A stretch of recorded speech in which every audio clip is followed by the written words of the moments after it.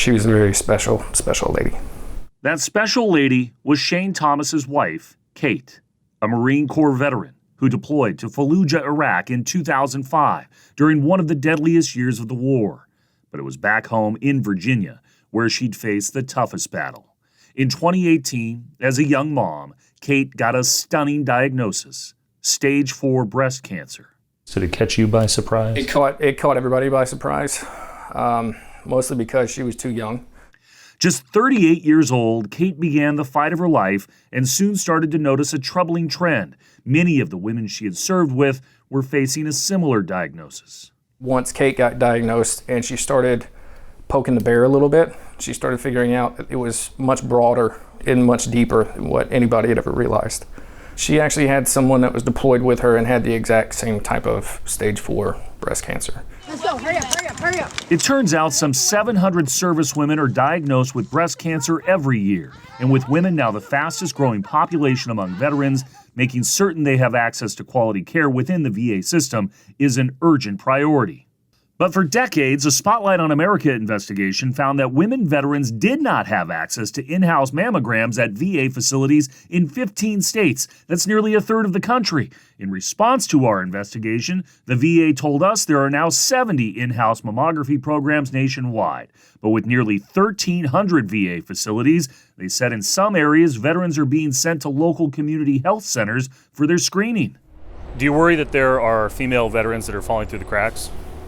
Absolutely. We always worry about... Joy Elam is with the Disabled American Veterans Organization. She told us she is particularly worried about millions of female veterans living in rural parts of the country. It's hard to get good access to health care in general in a rural community. VA is no different, has struggled with this. Kate Thomas fought to try to make sure women who've served have access to mammograms no matter where they are. She was originally given 6 to 10 years to live. She would only get 4. She died this past April, but her name lives on in legislation inked by Arkansas Senator John Bozeman. You know, a lady that had everything going for her, and 9-year-old son, and then this happens. It really focuses your attention on what this represents.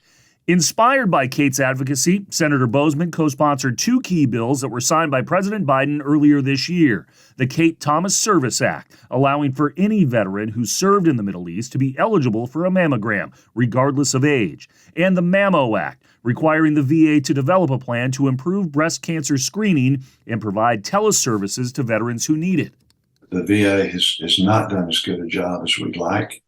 For women in the past. We're working hard to rectify that situation. Who's actually going to enforce this? Where's the oversight? We're working really hard, and these are questions that are being asked and followed up on. I appreciate the fact that you're doing the same thing, and that's what this is all about, all of us working together to make sure that the commitment, it's one thing to make the commitments, it's another thing to follow through it in a reasonable length of time. A commitment to action, cemented by Senator Bozeman as he sat alongside Kate's husband Shane and their son Matthew at an event to commend her life-saving legacy. His signature is now on the legislation, displayed in a shrine to Kate at the Thomas home in Virginia. What went through your mind watching this law in your wife's name get passed and signed by the president? It was surreal. It was one of those things where you had an extreme amount of gratitude for the fact that your wife was special enough that it made an impact like that, but the cost was too damn high. For Spotlight on America, I'm Chris Daniels.